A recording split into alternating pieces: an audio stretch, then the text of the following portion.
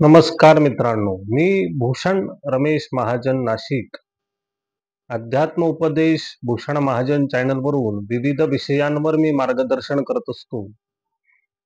आज आपण असा विषयावर चिंतन करणार आहोत की कला, जीवन जगण्याची कला किंवा आयुष्यात एक तरी कला आपल्याला आली पाहिजे. तर कलेचं महत्व काय, कला का आली पाहिजे, त्याविषयी आपण बोलू. तर सद्य परिस्थितीत स्वतःचं मनोरंजन करण्याची वेळ आज प्रत्येकावर आली आहे.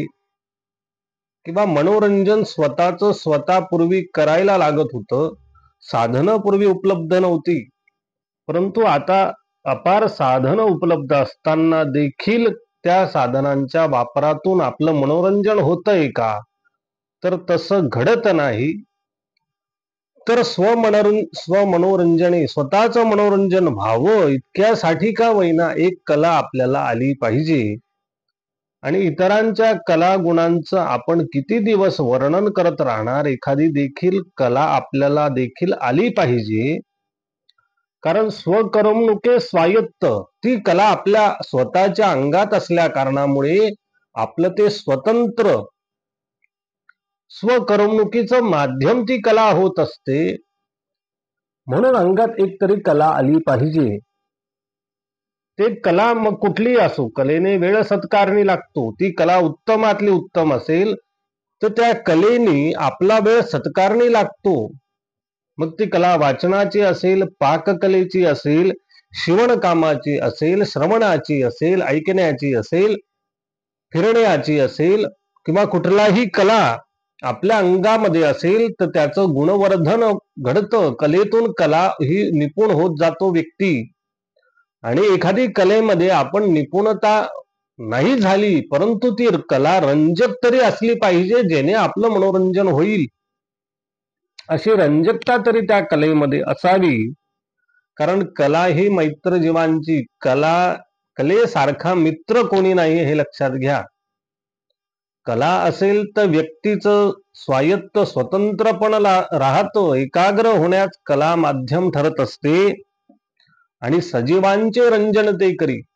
इतरांनाही कलेनं रंजकता येते. आयुष्यामध्ये रंजन करायचं कार्य कला करत असते. आणि कलेतून सर्वार्थाने वेळ वाया जात नाही. आपला एक लक्षात घ्या, कला येत असेल तर आपला वेळ वाया जाणार नाही. स्वच्छंद मनाने त्या कलेमध्ये आपण आनंदमग्न होऊ. कलेतून आनंदाची निर्मिती आपली होणार आहे हे लक्षात घ्या. मग ती कला पाककला असेल, शिवणकला असेल, कुठलीही एक कला तरी आपल्या आयुष्यामध्ये आपल्याला आली पाहिजे. आणि त्यापुढेही साधने बहुमाप. आज साधनं कलेपुढे मग श्रवणाची, प्रवचनाची, कीर्तनाची कुठलीही कला असेल ती आपल्याला आली पाहिजे. कलेतून व्यवसायही होऊ शकतो. अनेक जण आपण बघत असतो, त्या पाककला त्यांना उत्तम येत असते. पाककलेतून अनेक प्रकारचे व्यवसायाची वृद्धी झाली आहे. व्यवसाय वाढीला ती कला, त्या कलेतून धनातून संपत्तीकडे लोक जात आहे. एक कला त्यांच्या अंगात असते, ती कलेनुसार त्यांची प्रगती होत असते. कला ही व्यवसायात्मक कशी होईल तो पुढचा विषय घेईल, पण स्वतःला मनोरंजनापुरतं का होईना ती कला आलीच पाहिजे. आनंदासाठी कला आली पाहिजे.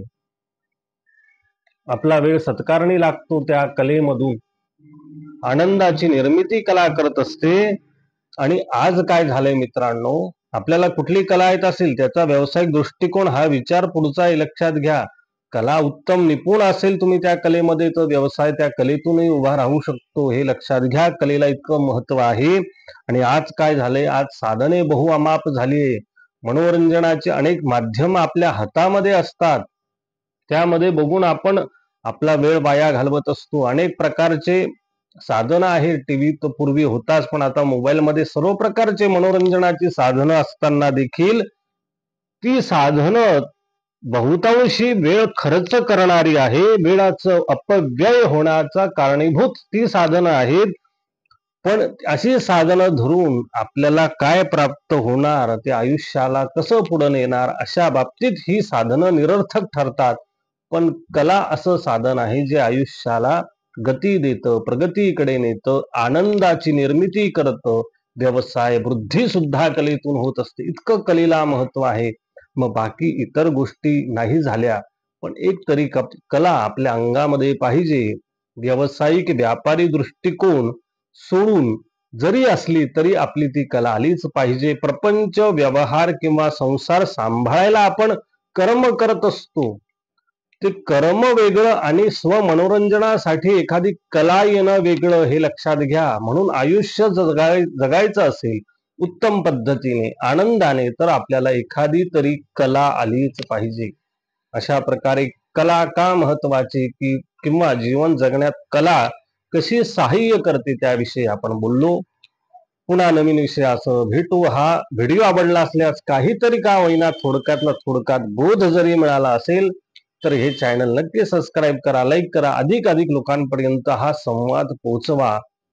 पुन्हा आपण भेटू. तोपर्यंत नमस्कार सगळ्यांना, धन्यवाद.